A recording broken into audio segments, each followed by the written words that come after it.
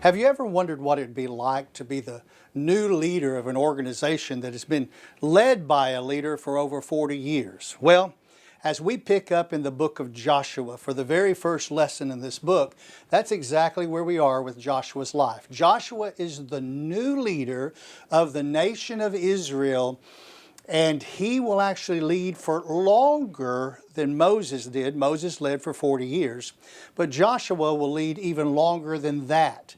And we will discover how long he lives later on in the study, not today, but another day. Now, the book of Joshua picks up in the exact location where the book of Deuteronomy ended, in what is called the Plain of Moab. So we have the Dead Sea, we have the Sea of Galilee. It was actually called the Chinnereth back then. We've got the Jordan River. And on this side, where there's a mountainside, there's a little area right here that's a clearing, and it's called the Plain of Moab. And off to the far east side, before you hit the mountains, back away from the Jordan River, there's a place called Abel Shittim, and that's where the camp is sitting as we begin this study in the book of Joshua. Jericho is on the west side of the Jordan River. The distance between the two camps, or the camp and the city, is about 7 miles. And that's going to be important to us a little later.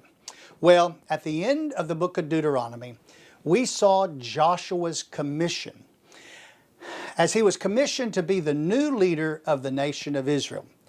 And in the first words of this book, we see the beginning of Joshua's command with the Lord's great calling to Joshua as the new leader of the nation of Israel.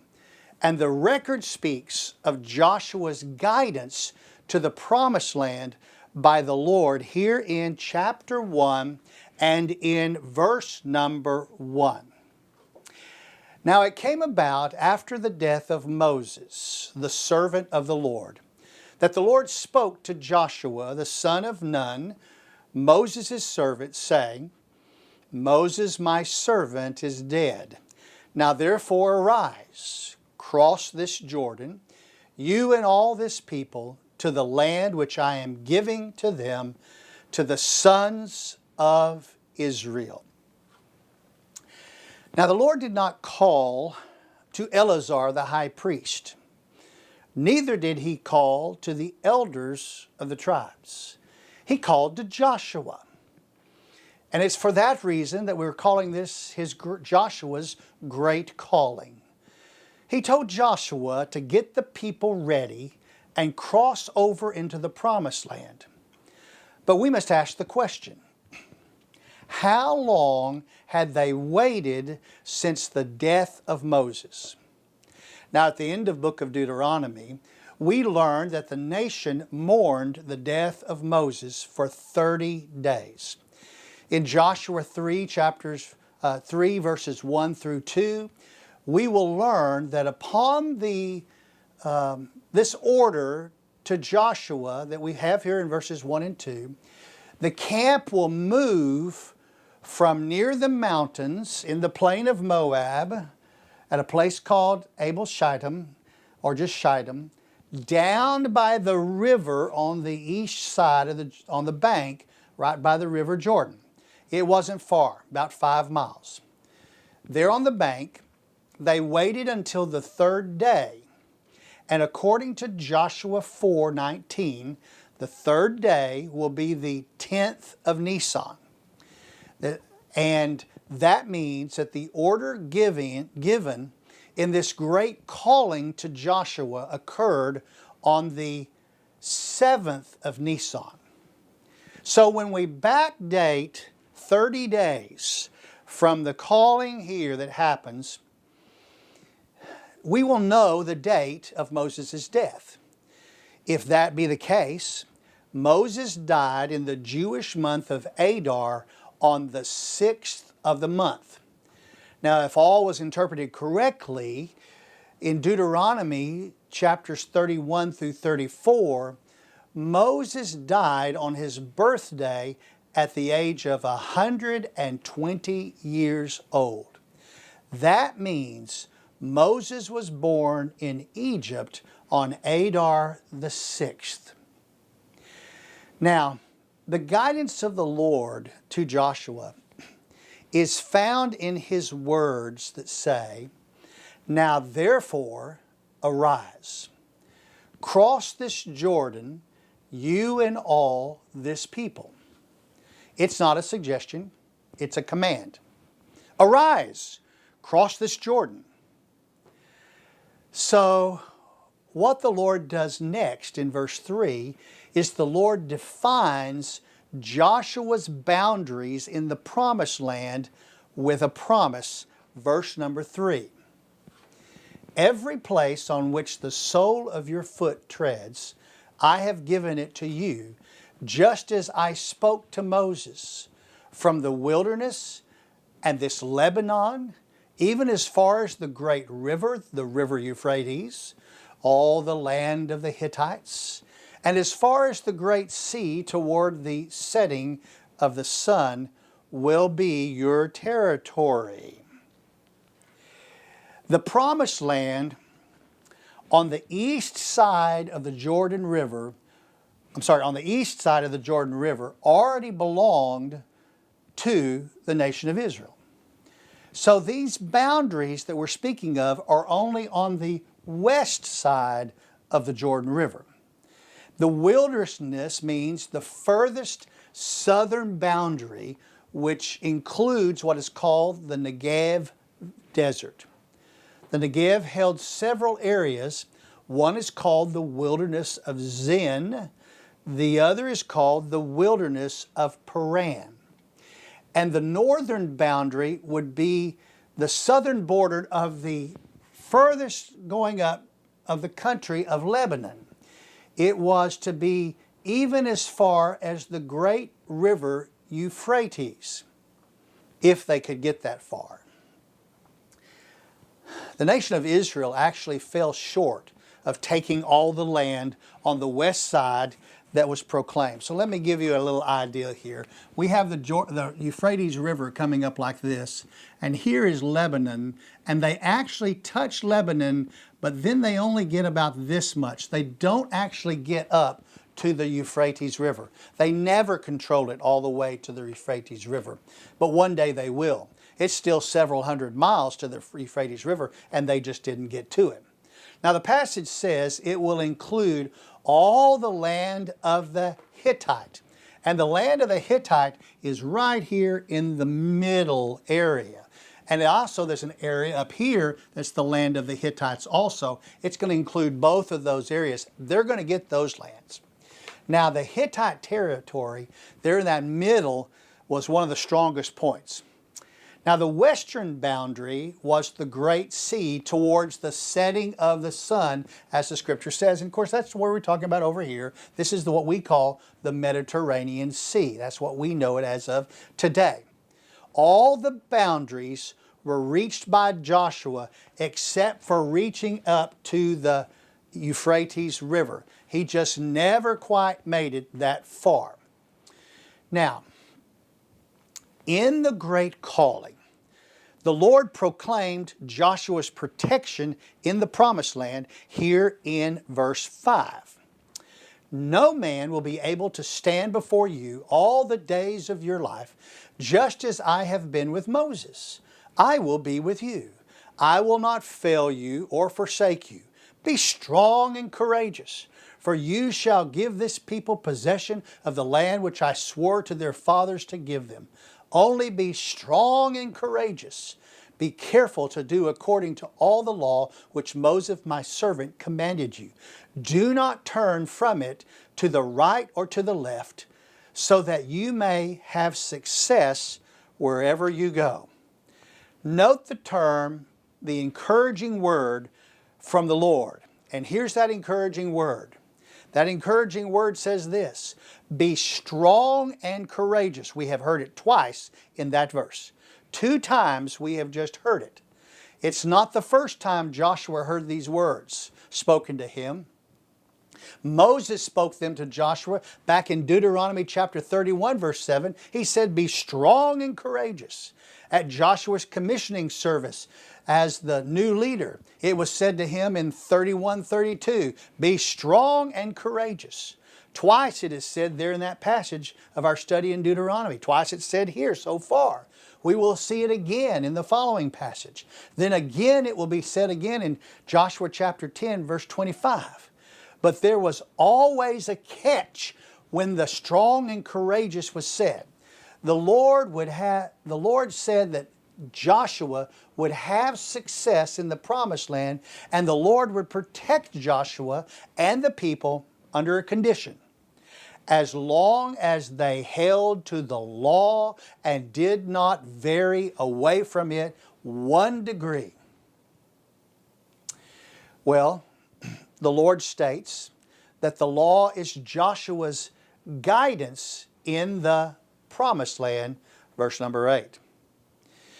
"This book of the law shall not depart from your mouth, but you shall meditate on it day and night, so that you may be careful to do according to all that is written in it.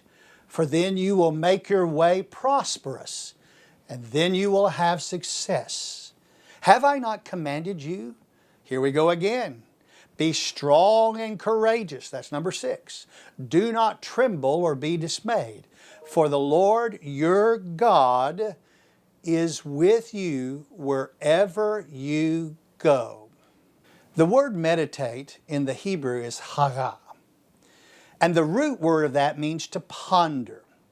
And when it was first put into our first English Bible by Tyndale, the first Bible translated from Hebrew into English, it meant in 1525 to ponder as to engage in mental contemplation. To ponder as to engage in mental contemplation. In other words, the Lord expected Joshua to read the only Bible he had every day. What did Joshua have as a Bible? Well, he had Moses' book of Genesis. He had the book of Exodus, which he helped complete, by the way. He had the book of Leviticus. He had the book of Numbers, which Joshua helped complete a few verses in it. And he had the book of Deuteronomy, which Joshua helped complete that book. He had inserted passages himself in the last 4 chapters of the Deuteronomy book. He knew the content of each.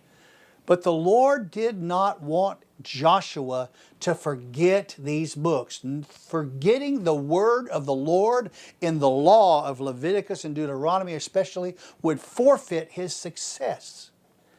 And following the words of the Lord in the law would guarantee his success.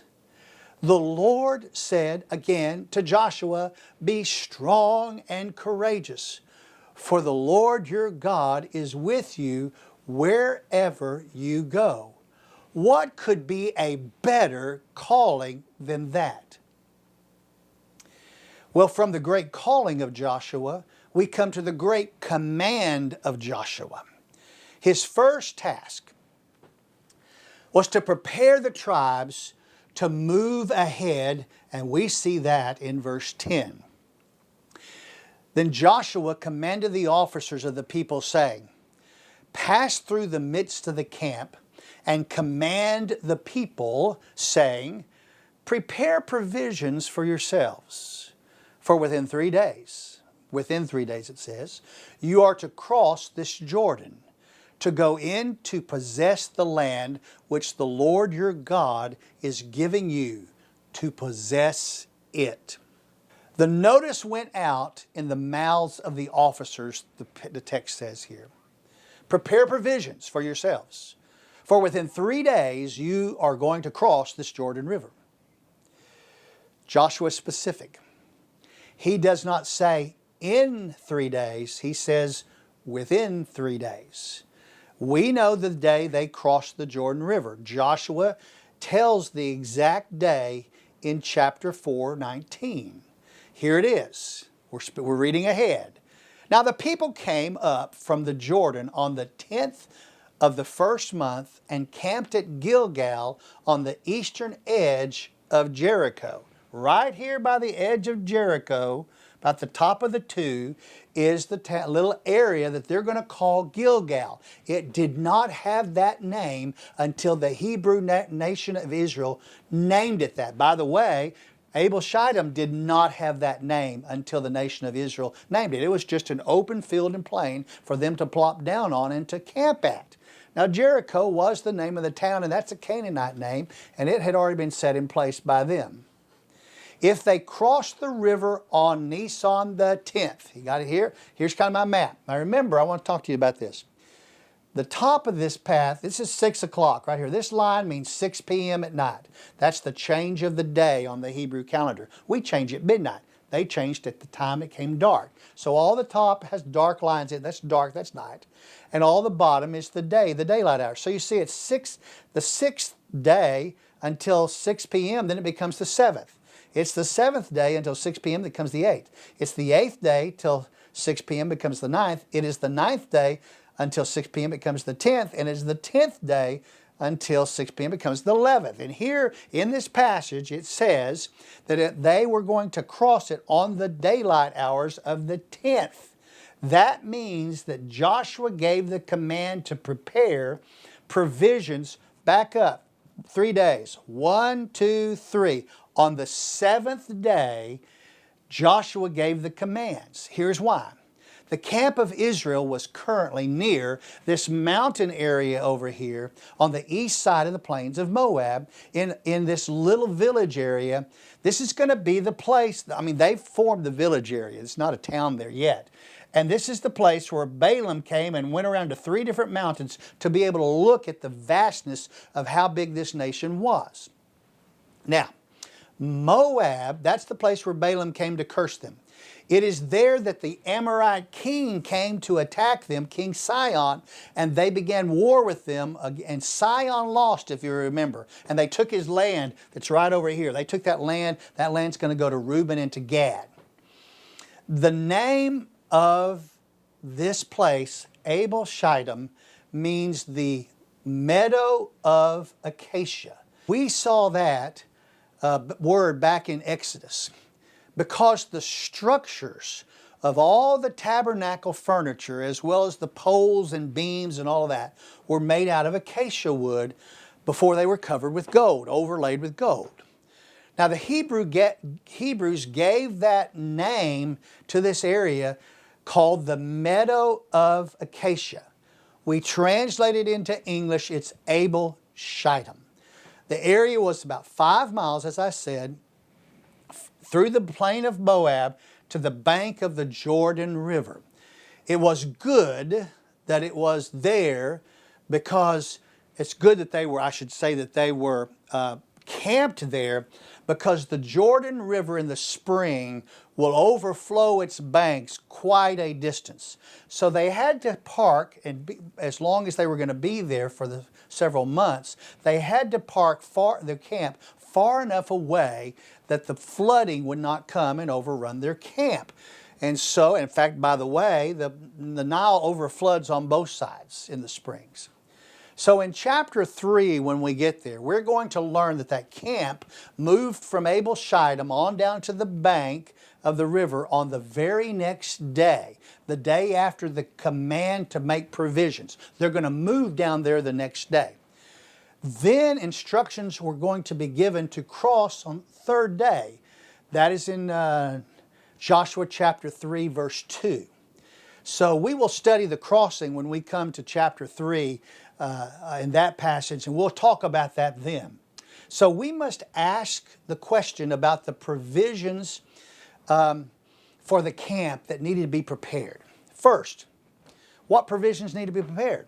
Well, first, the people had to pack everything up that they had. Hey, the tabernacle had to come down and packed up. The complex had to be packed up. Everybody had to pack their tent. They had everything done. And they would not be unpacking it until they reached their camp on the other side of the Jordan River. So they will camp at that place that is going to be called Gilgal. And the name of that word Gilgal means rolling, because it's a good name because it's got some rolling hills that are there. And they decrease as they come down into the sandy area towards the bank of the Jordan River on the west side. They're going to call that place the Rolling. That's the name Gilgal. And the place of the camp will not have a name, just like Shittim did not until the Hebrews gave it that name. Therefore, the camp knows that the camp that's moving down to the bank the next day, they don't know where they're headed across the Jordan River. They can't say we're going to Gilgal, because Gilgal doesn't exist yet until they show up on that side of Jericho and place their camp there. They did not know how long they were going to be packed up, but they had to pack everything up. So that meant, second, the provisions for cooking their food needed to be in place for those days. So not only are they hauling the stuff that's all packed up, they've got to keep some things out. And they did not have to store any food, because they didn't have to store any food at all, because the Lord was still feeding them manna these days. Although, I'm going to sneak up and tell you a little secret, that's going to end in about 8 days. The Lord's going to stop sending manna. Third, the men of 2.5 tribes needed to say their goodbyes to their wives and their children, as we will see next. So Joshua had a meeting with the tribes of Reuben, of Gad, and the half-tribe of Manasseh to prepare the men of those tribes to leave their families behind. It was an agreement that those 2.5 tribes had made with Moses when Moses was still alive. They were there in the plains of Moab, and they wanted this Amorite land over here to be theirs, the land of King Sihon and the land of King Og. And so Moses agreed, and we pick up in verse 12.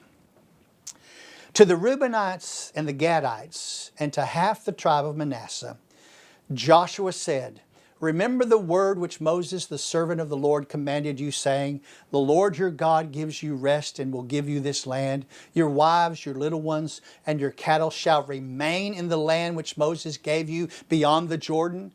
But you shall cross over before your brothers in battle array, all your valiant warriors, and shall help them, until the Lord gives your brothers rest, as He gives you, and they also possess the land which the Lord your God is giving them.